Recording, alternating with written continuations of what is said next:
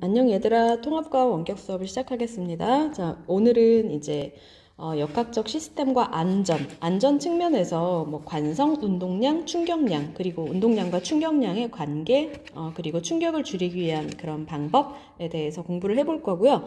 그 다음에 다음 주 2시간은 우리 그 수행평가를 할 건데요. 수행평가는 그 전에 예고했다시피 자유낙하 운동과 수평으로 던진 물체의 운동 비교하기입니다.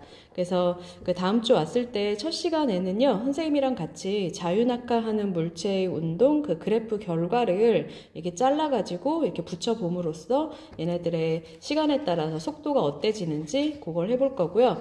그거는 선생님이 친절하게 안내를 다 해줄 거기 때문에 그냥 뭐 잘 따라오기만 하면 되고요. 당연히 수행평가 점수에는 반영이 됩니다. 자, 그러나 일단 선생님이 안내해 주는 대로 잘 따라오기만 한다면 감점될 사유는 별로 없을 것 같고요.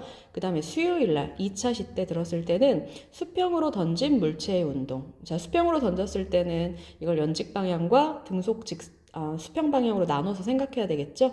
자, 지난 시간에 이제 자유낙하 운동 그래프를 이렇게 잘라가지고 붙이는 활동을 했고요. 그것처럼 이제 수평으로 던진 물체의 운동 그래프 결과를 잘라서 붙여보고 그거를 비교하는 자유낙하 운동과 수평으로 던진 물체의 운동을 분석하는 그런 내용입니다.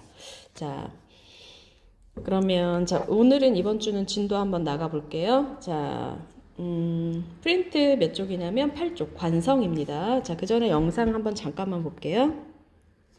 운동 경기에 사용되는 안전장치 찾기입니다. 안전 펜스나 헬멧, 안전 그물, 마스크, 글러브.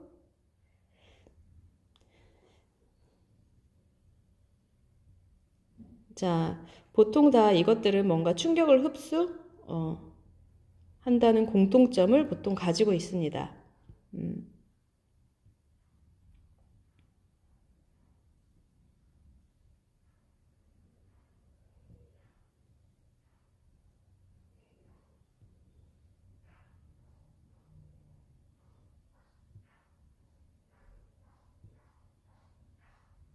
자, 그러면 운동 경기에 사용하는 이런 안전장치에 사용되는 그런 원리, 그것들을 한번 운동량, 충격량과 관련 지어서 한번 알아보도록 할게요.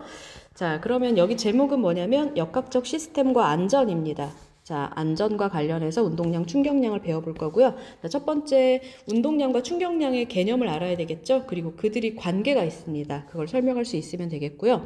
두 번째, 일상생활에서 충돌과 관련된 그런 안전사고를 탐색할 수 있고요. 그 안전장치의 효과성을 충격량과 운동량을 이용해서 평가할 수 있으면 되겠습니다. 자, 우선 첫 번째로 관성에 대해서 먼저 한번 알아볼게요. 자, 많이들 알고 있는 개념이죠. 자, 물체가 자신의 뭐를 계속 유지하려는 성질이냐면요. 자신의 운동 상태를 계속 유지하려는 그런 성질을 관성이라고 합니다. 자, 그럼 만약에 뭔가 정지하고 있었다. 운동 상태가 먼저 정지다. 그러면은 걔는 계속 정지해 있으려 하고, 자, 운동 상태가 뭔가 속력을 가지고 운동을 하고 있었다. 그럼 그 친구는 계속 운동을 하려고 한다. 이런 성질입니다. 자, 그럼 여기 그림에서 보시면요. 자, 버스에 탄 그 승객을 여기에 보여주고 있는데요. 버스의 여기가 이쪽이 앞쪽입니다. 그리고 이쪽이 뒤쪽이에요. 자, 그럼 여러분의 경험상 이렇게 몸이 앞으로 확 쏠렸을 때, 앞으로 이렇게 확 쏠리게 되는 상황, 손잡이도 앞으로 가고 사람도 앞으로 가게 되죠. 자, 이거는 운전기사가 뭘 밟았을 때일까요? 이거는 브레이크를 밟았을 때의 상황이겠죠. 갑자기 브레이크를 급브레이크를 밟았어요. 자, 원래 버스는 이렇게 운동하고 있던 물체입니다. 근데 브레이크를 확 밟으면 버스는 바로 힘이 작용해서 멈췄지만 이 승객이나 이런 손잡이 같은 경우에는 뭐 힘이 전달되는 속도가 있기 때문에 자, 운동하려던 상태를 그대로 유지하려고 하기 때문에 버스는 정지했지만 나는 가던 그 속도대로 가려고 하는 성질 때문에 몸이 앞으로 확 이렇게 앞으로 더 돌진하게 되는 겁니다. 자, 이제 옆에 두 번째 그림 한번 볼게요. 자, 여기도 마찬가지로 이쪽이 버스 앞쪽이고 이쪽이 버스 뒤쪽이에요. 자, 이렇게 몸이 뒤쪽으로 확 쏠렸던 경험, 뭐 놀이기구 탈 때도 마찬가지죠. 갑자기 막 출발할 때. 여기서 엑셀을 확 밟았어요. 그러면 나는 원래 이 자리에서 정지하고 있던 상태를 그대로 유지하려고 하고 싶은데 버스가 앞으로 가기 때문에 나는 있던 자리 그대로 버스는 앞으로 가지만 난 있던 자리 그대로 유지하려고 하기 때문에 내 몸은 그냥 뒤로 가는 것처럼 이렇게 보이는 거겠죠. 손잡이도 마찬가지로 뒤로 가는 것처럼 보이죠. 자, 이와 같은 성질을 관성이라고 합니다.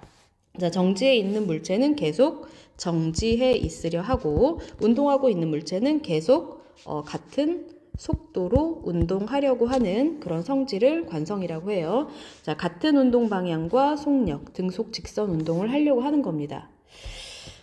자, 이러한 관성의 예는 크게 운동관성과 정지관성이 있는데요. 자, 운동관성은 뭔가 운동하던 물체가 계속 운동하려고 하는 거. 자, 자동차가 급정지해요. 브레이크를 밟았어요. 그럼 몸이 차 어느 쪽으로 쏠립니까? 차 앞으로 확 튕겨 나가죠. 기사님께 안녕하세요 하고 다시 되돌아야 되는 상황. 자, 그 다음에 걸어가다가 발이 돌부리에 걸려 넘어지면, 돌부리에 걸리면, 자, 이렇게 있고 발이 이렇게 있다고 할까요? 어떻게 있을까요? 이렇게 있어. 돌부리에 이렇게 걸립니다. 자, 그러면은, 자, 몸은 이제 가려고 하던 방향 그대로 이제 가고 싶어 하고, 운동 상태를 유지하려고 하기 때문에 중심을 잃고 이렇게 앞으로 넘어지게 되는 거겠죠. 자, 그 다음에 망치가 헐거울 때 자루 부분을 바닥에 치면, 자, 망치가 헐거워요. 그럼 여기가 바닥입니다. 자, 그럼 여기에 망치가 이렇게 있고, 망치가 어떻게 생겼을까? 잠깐만.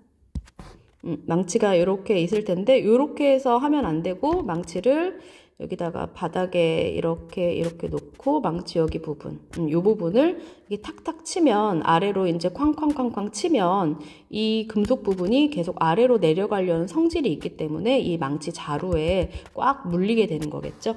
자, 망치가 헐거울 때 자루 부분을 바닥에 탕탕탕 치면 망치 머리 그 금속 부분이 계속 아래로 운동하려 함으로 자루에 꽉 끼워지게 되는 거. 이런 거 운동관성. 운동하려는 물체가 계속 운동하려고 하는 성질.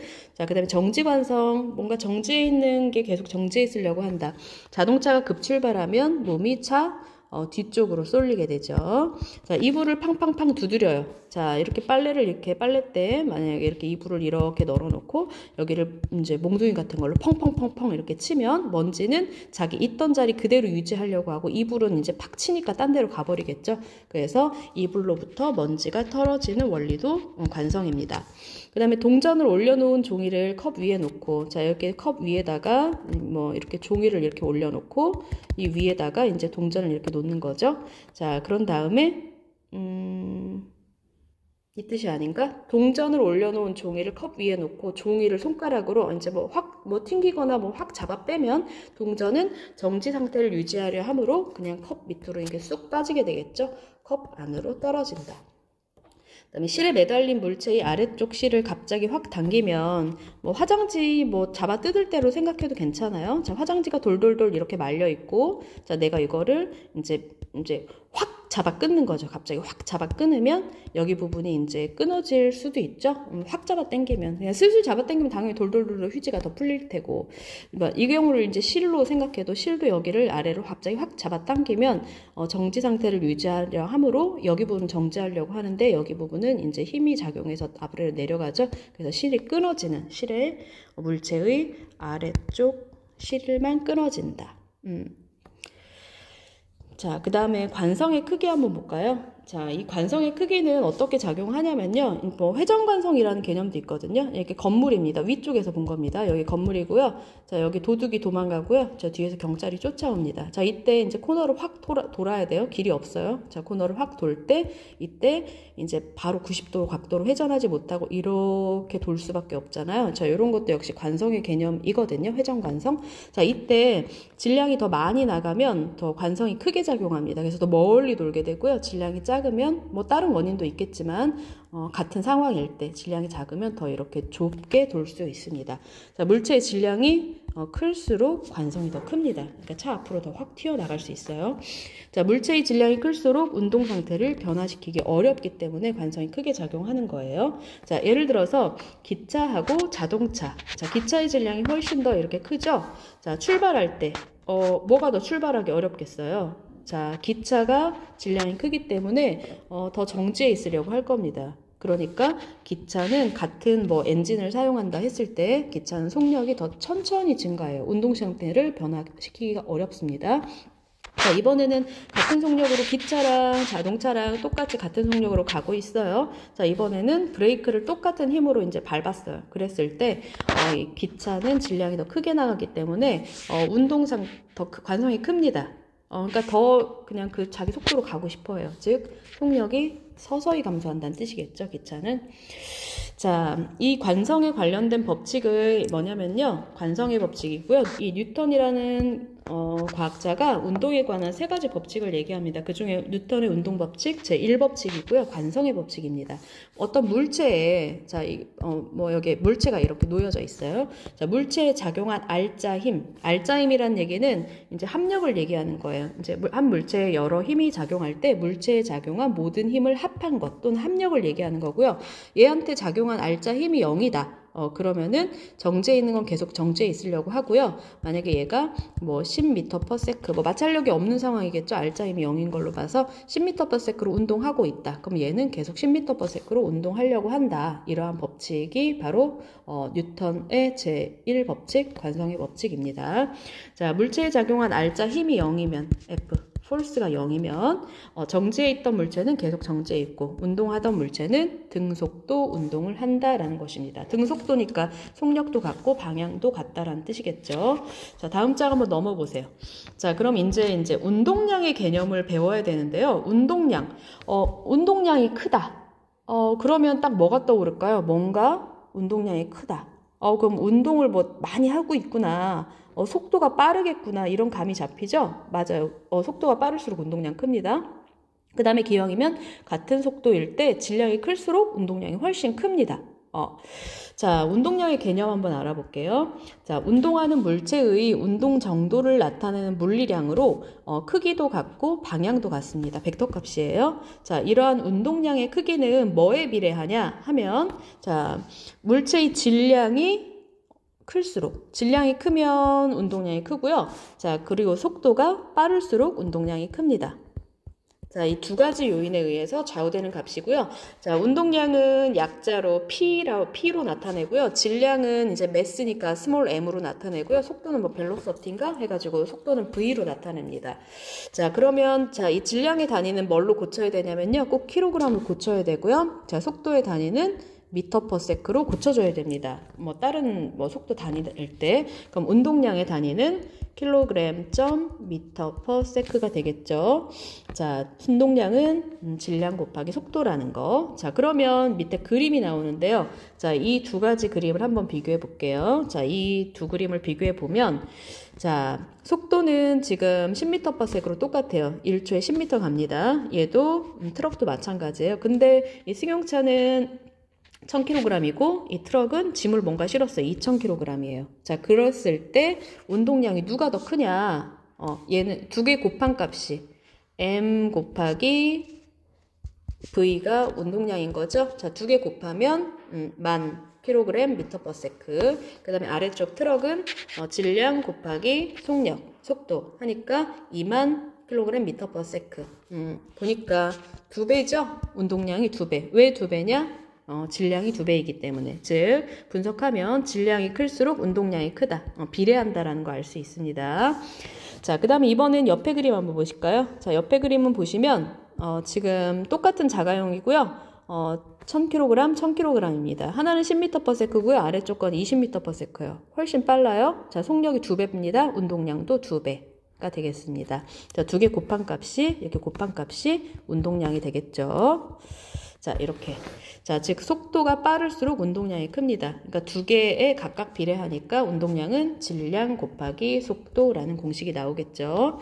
자, 그럼 이때 운동량은 아까 벡터 값이라고 했는데 방향을 가집니다. 자, 운동량의 방향은 속도의 방향과 같아요. 자, 만약에 지금 속도가 이 방향이잖아요. 오른쪽 방향이 빨간 화살표잖아요. 그러면 운동량의 방향도 같은 방향입니다. 자, 만약에 어떤 물체가 이렇게 보다시피 왼쪽으로 가고 있다. 이게 속도의 방향이다. 그러면 운동량의 방향도 마찬가지로 왼쪽입니다. 자, 운동량을 한번 연습 삼아 구해볼까요? 자, 테니스공의 운동량이고요. 자, 여기는 럭비공의 운동량이고, 자, 운동을 하고 있습니다. 던져졌어요. 자, 테니스공은 0.06kg이고 속도는 40m/s래요. 자, 럭비공은 0.4kg, 질량은 더 많이 나가죠. 테니스공보다. 자, 질량은 좀 더 큰데 속력은 뭐 더 작네요. 훨씬 작네요. 자, 그럼 운동량의 크기 비교해 볼까요? 자, 테니스공 먼저 질량 0.06kg, 단위도 한번 써봅시다. 곱하기 40m/s 곱하면은 2.4kg/m/s. 자, 운동량이 2.4인 거죠? 자, 그럼 럭비공의 운동량 한번 구해볼까요? 자, 럭비공 질량 0.4kg 곱하기 속도 6m/s 곱하면 뭐 우연히 똑같습니다. 2.4kg/m/s. 자, 지금 테니스공의 운동량과 럭비공의 운동량은 지금 같은 상황이죠. 둘 다 질량도 다르고 속도도 다르지만 이들의 곱한 값이 같기 때문에 둘의 운동량은 현재 같은 상황입니다. 자, 그러면 자, 이제 충격량의 개념을 알아보는데요. 자, 충격량, 나 충격받았어. 그런 개념이에요. 자, 충격량은 두 물체가 충돌할 때, 뭐, 여기서 두 물체가 같이 서로 마주보면서 이렇게 충돌할 수도 있고요. 하나는 정지해 있고, 하나가 와서 들이받는 상황일 수도 있습니다. 자, 어쨌거나 두 물체가 충돌할 때, 물체가 받은 충격의 정도를 나타내는 물리량을 충격량이라고 부르고요. 자, 이때 충격이 크려면, 만약에 뭐, 이렇게 자동차가 앞으로 이렇게 돌진합니다. 벽을 이렇게 들이받아요. 자, 그러면은 이때 충격량의 크기가 어떻냐? 기왕이면 충돌하는 동안 물체에 작용하는 힘의 크기가 어때요? 클수록 아니, 이 상황을 생각하면 더 좋을 것 같아요. 펀치 때리는 거 있죠? 이렇게 주먹으로 이렇게 해서 이렇게 해서 펀치를 퍽 하고 날릴 때, 자, 이때 충격량을 크게 줘야 이제 될 거잖아요. 이제 당연히 힘이 커야 되고요. 짧게 끊어서 퍽 치는 것보다는 얘한테 힘이 작용하는 시간도 역시 길어야 되겠죠. 그래야 얘가 충격을 많이 받아서 위로 쭉쭉 올라가겠죠. 자, 이게 충격량의 개념입니다. 자, 충격량의 크기는, 자, 충돌하는 동안 물체에 작용하는, 그러니까 여기 충돌하는 동안 이렇게 두 물체가 이렇게 닿아 있을 때, 충돌하는 동안 물체에 작용하는 힘의 크기가 클수록 충격량이 크고요. 자, 힘이 작용하는 시간이 짧게 팍 끊어치는 게 아니라 힘이 작용하는 시간이 길수록 충격량이 큽니다. 자, 그러면 자, 충격량은 임팩트, 충격량, 대문자 I로 표시하고요. 자, 얘는 힘, force 곱하기 힘이 작용한 시간입니다. 자, 충격량은 힘 곱하기 힘이 작용한 시간입니다. 자, 힘의 단위는 뉴턴을 사용하고요. 자, 과학자 이름을 일단 뉴턴을 사용하고요. 자, 시간의 단위는 초를 사용합니다. 세크, 소문자 세크를 사용합니다. 자, 그러면 충격량의 단위는 뉴턴 곱하기 세크니까 뉴턴 세크가 되겠습니다. 자, 그럼 충격량의 방향은 어떠냐? 내가 작용한 이 힘의 방향이겠죠? 자, 힘이 오른쪽 방향이다. 그러면 충격량의 방향도 역시 오른쪽 방향이 되겠습니다. 물체에 작용한 힘의 방향과 같습니다. 자, 그러면 자, 여기 그래프가 나와 있는데요. 시간, 힘 그래프랑 충격량이 무슨 상관이 있는가 한번 볼게요. 자, 그래프가 지금 두 개가 나와 있는데요. 자, 왼쪽 거랑 오른쪽 거는 상황이 다른 상황입니다. 자, 왼쪽 거는 어떤 거냐면, 자, 0초부터 작용해서 여기 t초까지 이제 힘이 작용을 한 거고요. 자, 이때 힘이 F라는 힘으로 일정하게 작용을 했습니다. 예를 들어 뭐 10N 이런 식으로 일정하게 작용을 했어요. 자, 그러면 여기 t초까지의 충격량이 얼마냐라고 물어봤다면 t초까지, 여기가 t라고 돼 있죠. t초까지 요 아래쪽에 그래프의 넓이가 바로 힘 곱하기, 이게 힘이죠. 힘 곱하기 힘이 작용한 시간, 즉 이 그래프의 넓이가 바로 충격량이 되는 겁니다. 그러니까 이거랑 가로 세로 곱하면 되겠죠. 단위만 뭐 뉴턴, 세크로 고쳐가지고. 자, 근데 오른쪽 그래프 한번 보세요. 자, 요거는 여기도 똑같이 이제 타임 t초까지라고 한번 해볼게요. 자, 여기 세크입니다. 자, t초까지 힘이 처음에는 작용 안 했다가 힘이 커졌다가 그 다음에 힘이 적게 작용합니다. 아마 일상생활에서는 이렇게 힘이 일정하지 않게 작용하는 상황이 더 많을 거예요. 오른쪽 그래프가 더 많을 겁니다. 자, 그럼 이때 여기는 나중에 적분 배울 텐데 이 아래쪽의 넓이를 이렇게 적분을 하면 이 넓이, 이게 t초일 때 힘이 이만큼을 계속 다 합치는 거죠. 이게 적분의 개념이에요.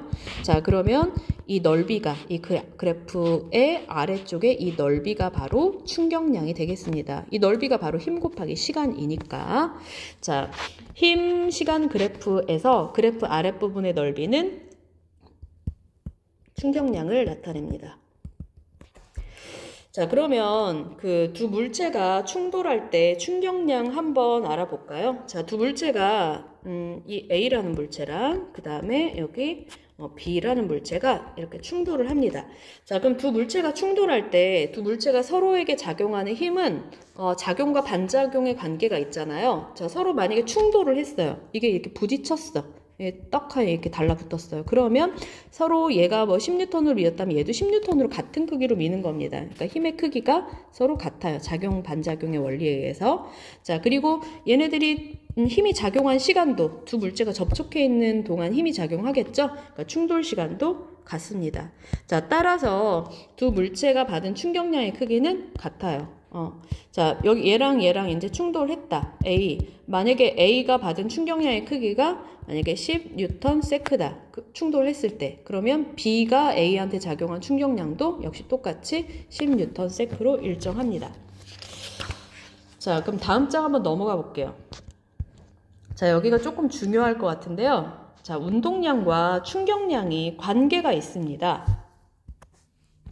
자, 운동량과 충격량의 관계가 있는데요. 자, 어떤 상황인지 한번 살펴볼게요. 자, 이렇게 그림을 같이 보시면, 자, 여기 초록 색깔 공이 질량 m인 이런 공이 있습니다. 이 물체가 지금 처음 속도 V1으로 지금 운동하고 있는 상황이에요. 자, 여기 이 공을 이제 이쪽으로 오른쪽으로 운동하고 있었잖아요. 같은 방향으로 힘 F를 가합니다. 자, F를 T초 동안 가하는 거예요. F를 이제 T초, 델타 T초만큼 이제 힘을 가하는 겁니다. 자, 그러면 지금 그 오른쪽으로 가던 공을 그 방향으로 더 쳐준 거죠. 어떤 상황이라고 생각할까요? 스피드 스케이트 선수가 이렇게 달리고 있는데, 출발해서 달리고 있는데, 일정하게 달리고 있었는데, 뒤에 온 선수가 이제 뭐 릴레이 경기에서 뒤에서 이제 더 쳐주는 거죠. 그러면 더 속도가 빨라지겠죠. 지금 그 상황입니다. 처음 속도 V1으로 운동하고 있던 질량 M인 물체를 힘 F로 델타 T초 동안 이렇게 더 뒤에서 쳐줬을 때, 이렇게 더 쳐준 거죠. 자, 그렇게 됐을 때 속도가 더 빨라진 상황. 당연히 빨라지겠죠. 같은 방향으로 힘을 가했으니까. 자, 질량이 m인 물체에 힘이 일정 시간 동안 작용하여 속도가 V1에서 V2로 되었을 때 어떤 관계가 있냐? 처음 운동량은 mv1이었을 거예요. 자, 그랬는데 얘한테 충격량이 이렇게 가해졌죠? 자, 충격량 했더니 나중 운동량이 되더라. 이런 관계가 있습니다. 자, 그러면 이 식을 충격량만 앞으로 빼줘 볼게요. 내가 가한 뭐 힘이 얼마이냐, 뭐 만약에 그런 걸 물어봤을 때 두 개의 식은 같은 식입니다. 자, 충격량을 앞으로 빼주면 나머지 얘를 이쪽으로 보내면 되겠죠. 자, 충격량은 즉 운동량의 변화량이라는 거, 나중 운동량에서 처음 운동량을 빼준 거라는 겁니다. 자, 충격량은 이제 그러니까 F 델타 T죠. 자, F 델타 T는 나중 운동량 MV2 빼기 MV1이라는 거.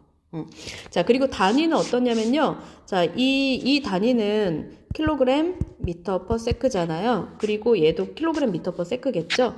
얘는 단위가 어떻게 되냐면 뉴턴 세크겠죠. 자, 두 단위는 같습니다. 여기 옆에다 좀 적을까요?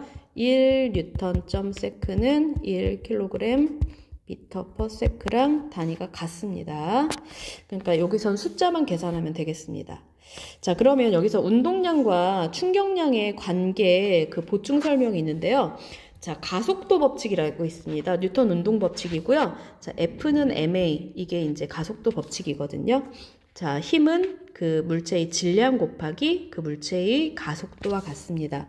자, 그러면 이때 가속도를 바꿔보면요. 가속도는 시간당, 단위 시간당 델타 t 동안 속도 변화량이잖아요. 자, 그러면 이거를 이제 이쪽으로 이렇게 보내주는 거죠. 자, 그럼 F 곱하기 델타 T는 MV2 빼기 MV1. 이게 바로 뭡니까? 운동량의 변화량인 거죠. 이게 델타 P. P가 운동량이니까. 즉, 충격량은, 자, 이게 충격량이죠.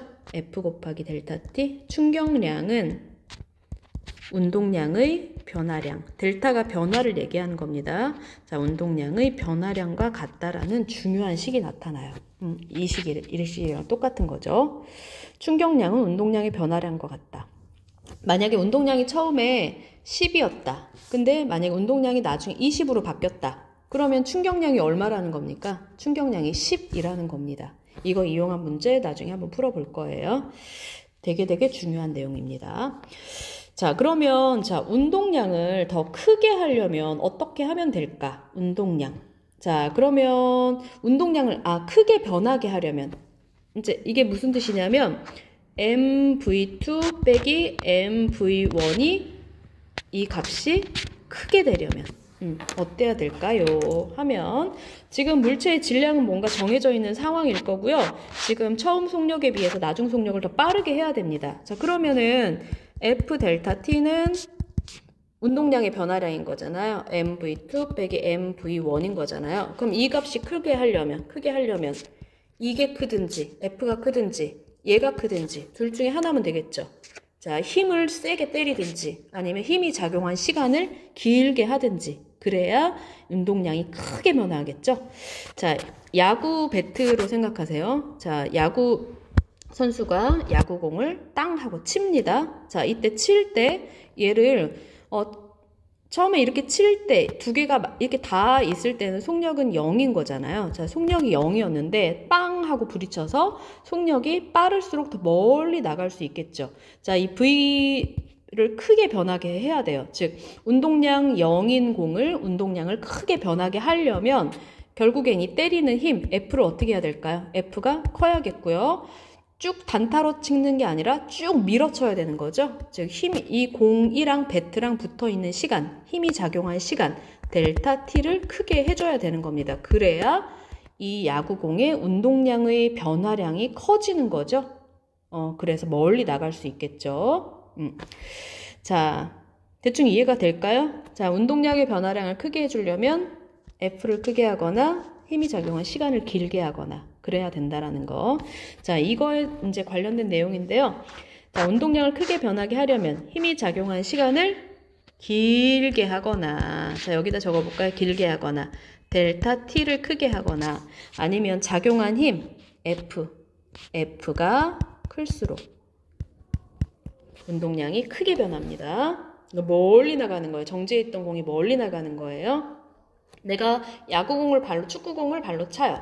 자, 축구공입니다. 얘를 발로 이렇게 뻥 하고 이렇게 찹니다. 자, 이때 축구공을 세게 찰수록 멀리 나간다. 뭐가 커지는 거예요? 세게 찰수록 F가 커지는 거죠. 자, 즉 힘이 클수록 운동량이 커진다라는 뜻인 거고요. 그 다음 이번에는 총알이 발사될 때. 자, 여기 이제 총이 이제 장총이 있고 조금 짧은 총이 많이 이렇게 있다고 해봅시다. 자, 이렇게 있고 얘는 좀 짧은 총이에요. 총신의 길이가. 자, 그러면 이때 똑같은 뭔가 힘으로 이렇게 나간다고 했을 때 똑같은 화염 폭발하는 게 똑같아요. 자, 그런다고 했을 때 총의 길이가 길수록 얘가 길어요. 그러면은 여기를 빠져나가는 동안 계속 힘을 받는 거잖아요. 그러니까 힘을 받는 시간이 길어지는 겁니다. 그러니까 얘 같은 경우에는 총신의 길이가 짧아요. 그럼 델타 T가 짧은 거죠. 얘가 밀어주는 시간이 짧은 거예요. 그러면 얼마 못 가겠죠. 얘는 더 빠른 속력으로, 얘는 좀 느린 속력으로 발사가 되겠죠. 자, 그래서 총신의 길이가 길수록 빠릅니다. 이제 다른 상황이 같을 때.